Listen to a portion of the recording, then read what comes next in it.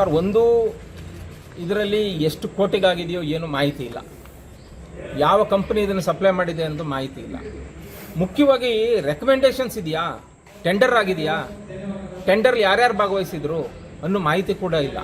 ಎಷ್ಟು ಕೋಟಿಗೆ ನಡೆದಿದೆಯೋ, ಲಕ್ಷಕ್ಕೆ ನಡೆದಿದೆಯೋ ಯಾವುದು ಕೂಡ ಕಂಡು ಬಂದಿಲ್ಲ. ಆದರೆ ಇದನ್ನು ಇನ್ಸ್ಟಾಲ್ ಮಾಡಲಿಕ್ಕೆ ಅನುಮತಿ ಕೊಟ್ಟಂಥ ಯಾರಿದ್ದಾರೆ, ಮೈಸೂರು ನಗರ ಪೊಲೀಸ್ ಕಮಿಷನರ್ ಇರ್ಬೋದು, ಕಾರ್ಪೊರೇಷನ್ ಕಮಿಷನರ್ ಇರ್ಬೋದು, ಮೂಡಾ ಕಮಿಷನರ್ ಇರ್ಬೋದು, ಇದೆಲ್ಲ ಅವ್ರ ವ್ಯಾಪ್ತಿಗೆ ಬರೋದ್ರಿಂದ ಇವರು ಮುಖ್ಯವಾಗಿ ಇವ್ರಿಗೆ ಮಾಹಿತಿ ಇರಲಿಲ್ವಾ ಅನ್ನೋದು ನನ್ನ ಒಂದು ದೊಡ್ಡ ಪ್ರಶ್ನೆ ಇರುವಂಥದ್ದು.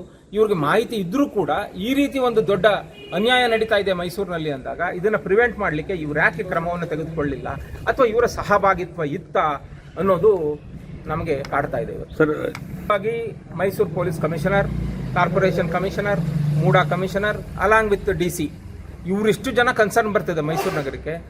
ಇವ್ರ ಮೇಲೆ ಮೇಲ್ನೋಟಕ್ಕೆ ಆರೋಪ ಕಂಡು ಬರ್ತದೆ. ಸರ್, ಇದಕ್ಕೆ ಸಂಬಂಧಪಟ್ಟಂತೆ ನಾನು ಕಮಿಷನರ್ ಅವ್ರಿಗೆ ಈ ಸಂದರ್ಭದಲ್ಲಿ ಮನವಿಯನ್ನು ಮಾಡ್ಕೊಳ್ತೀನಿ. ದಯಮಾಡಿ ತಾವು ಸಾರ್ವಜನಿಕರಿಗೆ ಮಾಹಿತಿಯನ್ನು ಕೊಡಿ.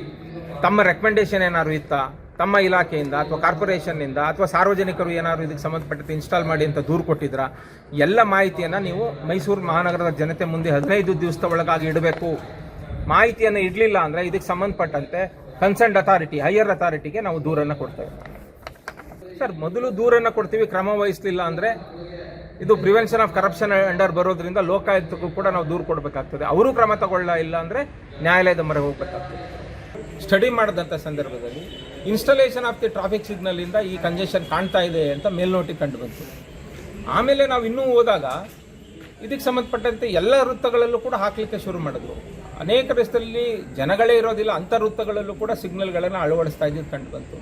ನಮಗೆ ಮೇಲ್ನೋಟಿಗೆ ಅನುಮಾನ ಬಂತು, ಯಾಕೆ ಇದು ಇನ್ಸ್ಟಾಲ್ ಮಾಡ್ತಾ ಇದ್ದಾರೆ, ಯಾರು ಮಾಡಿದ್ದಾರೆ ಅಂತೇಳಿ ಡಿಸೆಂಬರ್ 4 ನಾನು ಮಾನ್ಯ ಕಮಿಷನರ್ ಅವರವರಿಗೆ ಒಂದು ಮಾಹಿತಿ ಹಕ್ಕು ಕಾಯ್ದೆ ಅಡಿಯಲ್ಲಿ 14 ಪ್ರಮುಖ ಪ್ರಶ್ನೆಗಳನ್ನು ಹಾಕಿ ನಾನು ಕೇಳಿದೆ. ನಾನು ಮಾಹಿತಿಯನ್ನು ಕೊಡಿ, ನೀವು ಯಾವ ರೀತಿ ಮಾಡಿದ್ದೀರಿ ಅಂತ. ಒಂದು ಪೆಡೆಸ್ಟ್ರಿಯನ್ ಕೌಂಟ್ ಇದೆಯಾ, ಇದಕ್ಕೆ ಸಂಬಂಧಪಟ್ಟಂತೆ ಟೆಂಡರ್ ನೋಟಿಫಿಕೇಶನ್ ಏನಾಗಿದೆ, ಯಾರು ಟೆಂಡರ್ ಕರೆದಿದ್ದು, ಎಷ್ಟಕ್ಕೆ ಟೆಂಡರ್ ಆಗಿದೆ, ಯಾವ್ಯಾವ ವೃತ್ತದಲ್ಲಿ ಮಾಡಿದ್ದಾರೆ, ಬಿಫೋರ್ ಕರೆಯೋದಕ್ಕೆ ಮೊದಲು ಸಾರ್ವಜನಿಕರಿಂದ ಏನಾದರೂ ದೂರು ಬಂದಿತ್ತಾ, ಈ ಇನ್ಸ್ಟಾಲೇಷನ್ ಮಾಡೋಕ್ಕೆ ಸಂಬಂಧಪಟ್ಟಂತೆ ಸಾರ್ವಜನಿಕರ ನಡುವೆ ಅಹವಾಲು ನಡೆದಿದೆಯಾ, ಕಾರ್ಪೊರೇಷನ್ ಕಮಿಷನರ್ ಅವರಿಗೆ ಮಾಹಿತಿ ಕೊಟ್ಟಿದ್ದೀರಾ, ಮೂಡಾ ಕಮಿಷನರ್ ಅವ್ರಿಗೆ ಮಾಹಿತಿ ಕೊಟ್ಟಿದ್ದೀರಾ, ಮನೆ ಜಿಲ್ಲಾಧಿಕಾರಿ ಅವ್ರಿಗೆ ಮಾಹಿತಿ ಕೊಟ್ಟಿದ್ದೀರಾ, ಮತ್ತು ಇದಕ್ಕೆ ಸಂಬಂಧಪಟ್ಟಂತೆ ಏನೇನು ವೈಜ್ಞಾನಿಕ ವರದಿಗಳನ್ನು ನೀವು ಪಡೆದುಕೊಂಡಿದ್ದೀರಿ, ಇಂಡಿಯನ್ ರೋಡ್ ಕಾಂಗ್ರೆಸ್ ಗೈಡ್ಲೈನ್ಸ್ ಅಡಿಯಲ್ಲಿ ಮಾಡಿದ್ದೀರಾ, ಮತ್ತು ಇದಕ್ಕೆ ಸಂಬಂಧಪಟ್ಟಂತೆ ಸುಪ್ರೀಂ ಕೋರ್ಟು ಮತ್ತು ಕರ್ನಾಟಕ ರಾಜ್ಯ ಹೈಕೋರ್ಟ್ನ ಜಡ್ಜ್ಮೆಂಟ್ ಏನಿದೆ ಆ ಗೈಡ್ಲೈನ್ನ ಅಳವಡಿಸಿದ್ದೀರಾ ಅಂತೇಳಿ ಎಲ್ಲ ಸುಮಾರು 14 ಪ್ರಶ್ನೆಗಳನ್ನು ನಾನು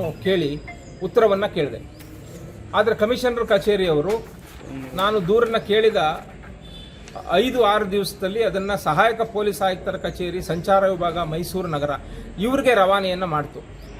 ಅಲ್ಲೂ ಕೂಡ ನಮಗೆ ಮಾಹಿತಿಯನ್ನು ಕೊಡಲಿಲ್ಲ. ನಿರಂತರವಾಗಿ ಆ ಕಚೇರಿಗೆ ನಾವು ಹಾಗೂ ನಮ್ಮ ಸಹೋದ್ಯೋಗಿಗಳು ಹೋಗಿ ಪ್ರಯತ್ನವನ್ನು ಮಾಡಿದ್ರಿಂದ ಅನಿವಾರ್ಯವಾಗಿ ದಿನಾಂಕ 13/6/2026 ನಮಗೆ ಮಾಹಿತಿಯನ್ನು ಒಂದು ಲಕೋಟೆಯಲ್ಲಿ ಕಳಿಸ್ಕೊಟ್ರು. ಅದನ್ನು ನೋಡಿದ ಮೇಲೆ ನಮಗೆ ಆಶ್ಚರ್ಯ ಆಯಿತು. ಅವರು ಕೊಟ್ಟಿರುವಂಥ ಮಾಹಿತಿ ಏನಂದರೆ, ಈ ಕಚೇರಿಯಲ್ಲಿ ಮಾಹಿತಿ ಲಭ್ಯವಿರೋದಿಲ್ಲ ಅಂತ ಹೇಳಿದ್ದಾರೆ. ಯಾವುದೇ ಮಾಹಿತಿ ಅವರ ಕಚೇರಿಯಲ್ಲಿ ಲಭ್ಯ ಇರೋದಿಲ್ಲ ಅಂತ.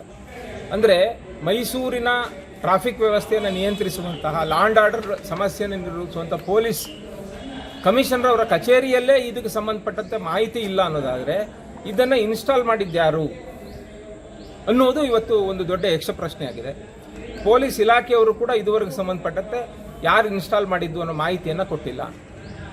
ಟೆಂಡರ್ ಪ್ರಕ್ರಿಯೆ ಯಾವಾಗಾಯಿತು, ನೋಟಿಫಿಕೇಷನ್ ಏನಾಯಿತು, ಇದಕ್ಕೆ ಸರ್ಕಾರದಿಂದ ಮೀಸಲಿಟ್ಟ ಹಣ ಎಷ್ಟು, ಕಾಂಟ್ರಾಕ್ಟರ್ ಯಾರು, ಯಾವಾಗ ಕೆಲಸ ಪ್ರಾರಂಭ ಆಯಿತು, ಎಷ್ಟು ದಿನದಲ್ಲಿ ಮುಗಿಸ್ಬೇಕು, ಎಷ್ಟು ಸರ್ಕಲ್ಗಿದಾಗಿದೆ, ಯಾವ ಈ ಇನ್ಸ್ಟಾಲ್ ಮಾಡಬೇಕು ಅಂಥೇಳಿ ಯಾವ ವರದಿ ಕಮಿಷನರ್ ಕೊಟ್ಟಿದ್ದಾರಾ, ಜಿಲ್ಲಾಧಿಕಾರಿಗಳು ಕೊಟ್ಟಿದ್ದಾರಾ, ಅಥವಾ ಮೈಸೂರು ಮಹಾನಗರ ಪಾಲಿಕೆ ಕೊಟ್ಟಿದೆಯಾ, ಅಥವಾ ಮೈಸೂರು ನಗರಾಭಿವೃದ್ಧಿ ಪ್ರಾಧಿಕಾರದವ್ರು ಕೊಟ್ಟಿದ್ದಾರಾ, ಯಾರು ನಿಮಗೆ ಇದನ್ನು ರೆಕಮೆಂಡ್ ಮಾಡಿದ್ರು ಅನ್ನುವಂಥ ಮಾಹಿತಿಯನ್ನು ಕೊಡಬೇಕಾದ ಕರ್ತವ್ಯ ಸರ್ಕಾರ ಆಗಿತ್ತು. ಇವತ್ತವರೆಗೂ ಅವರು ಯಾವುದೇ ಮಾಹಿತಿಯನ್ನು ನಮಗೆ ಕೊಟ್ಟಿಲ್ಲ, ನಮ್ಮ ಹತ್ರ ಲಭ್ಯ ಇಲ್ಲ ಅಂತ ಹೇಳಿದ್ದಾರೆ. ಇದು ಮೇಲ್ನೋಟಕ್ಕೆ ಇದನ್ನು ಇನ್ಸ್ಟಾಲ್ ಮಾಡುವ ಪ್ರಕ್ರಿಯೆಯಲ್ಲಿ ಭ್ರಷ್ಟಾಚಾರ ನಡೆದಿದೆಯಾ ಅನ್ನುವಂಥ ಅನುಮಾನ ನಮಗೆ ಬರ್ತಾ ಇದೆ. ಮತ್ತು ಸಾರ್ವಜನಿಕರ ಯಾವುದೇ ದೂರಿಲ್ಲದೆ ಮತ್ತು ಒಂದು ಸರ್ಕಲ್ನಲ್ಲಿ ನೀವು ಟ್ರಾಫಿಕ್ ಇನ್ಸ್ಟಾಲೇಷನ್ ಮಾಡಬೇಕಾದ್ರೆ ಆ ಸರ್ಕಲ್ನಲ್ಲಿ ಅಪಘಾತಗಳು ನಡೆದಿರಬೇಕು, ಅಪಘಾತಗಳಿಂದ ಸಾವು ಉಂಟಾಗಿರಬೇಕು, 5, 6, 7, 8, 10 ಈ ಥರ ನಿರಂತರವಾಗಿ ಇಲ್ಲಿ ಅಪಘಾತಗಳು ಆಗ್ತಾ ಇದ್ದಾವೆ, ಅದರಿಂದ ಸಾವು ನೋವುಗಳು ಉಂಟಾಗ್ತಾ ಇದೆ ಅಂತೇಳಿ ವರದಿಯಾಗಿ ಆ ಕನ್ಸರ್ನ್ಡ್ ಟ್ರಾಫಿಕ್ ಕಂಜೆನ್ಷನಲ್ಲಿ FIRಗಳು ಮಾಹಿತಿ ಇದ್ದರೆ ಅದನ್ನು ಕೊಡಬೇಕಾಗಿತ್ತು. ಆದರೆ ಮಾಹಿತಿ ಕೊಟ್ಟಿದ್ದಾರೆ. ಮಾಹಿತಿ ಕೊಟ್ಟಿರೋದ್ರಲ್ಲಿ ಎಲ್ಲೆಲ್ಲಿ ಆಕ್ಸಿಡೆಂಟ್ ಅಂತ ಹೇಳಿದ್ದಾರೆ. ವರ್ಷಕ್ಕೆ 1, 2 ಈ ರೀತಿ ಆಗಿರುವಂಥ ಮಾಹಿತಿಯನ್ನು ಕೊಟ್ಟಿದ್ದಾರೆ. ಇದು ಆ ಸ್ಥಳದಲ್ಲಿ ಆ ಟ್ರಾಫಿಕ್ ಸಿಗ್ನಲ್ ಆಗಿರೋ ಜಾಗದಲ್ಲೇ ಆಗಿದೆಯಾ ಅನ್ನೋದಕ್ಕೂ ಮಾಹಿತಿ ಇಲ್ಲ. ಅವ್ರ ಝೋನಲ್ಲಿ ಆಗಿರ್ಬೋದು, ಅವರ ಜೂರಿಡಿಕ್ಷನಲ್ಲಿ ಆಗಿರ್ಬೋದು, ಆದರೆ ಪರ್ಟಿಕ್ಯುಲರ್ ಪ್ಲೇಸಲ್ಲಿ ಆಗಿದೆಯಾ ಅನ್ನೋದಕ್ಕೆ ಯಾವುದೇ ಮಾಹಿತಿಯನ್ನು ಕೊಟ್ಟಿಲ್ಲ. ಮುಖ್ಯವಾಗಿ ಇಂಡಿಯನ್ ರೋಡ್ ಕಾಂಗ್ರೆಸ್ ಗೈಡ್ಲೈನ್ ಏನಿದೆ, ಆ ಗೈಡ್ಲೈನ್ ಪ್ರಕಾರ ಮೇಲ್ನೋಟಕ್ಕೆ ಕಂಡು ಬರ್ತದೆ ಇವರು ಅದನ್ನು ಇನ್ಸ್ಟಾಲ್ ಮಾಡಿಲ್ಲ ಅಂತೇಳಿ ಕಂಡು ಬರ್ತದೆ. ಆದ್ದರಿಂದ ನಾವು ಈ ವಿಚಾರವನ್ನು ಸಾರ್ವಜನಿಕರಿಗೆ ಗಮನಕ್ಕೆ ತರಬೇಕು ಅಂತೇಳಿ ಇವತ್ತು ನಾವು ಪತ್ರಿಕಾಗೋಷ್ಠಿಯನ್ನು ಮಾಡಿದ್ದೇವೆ.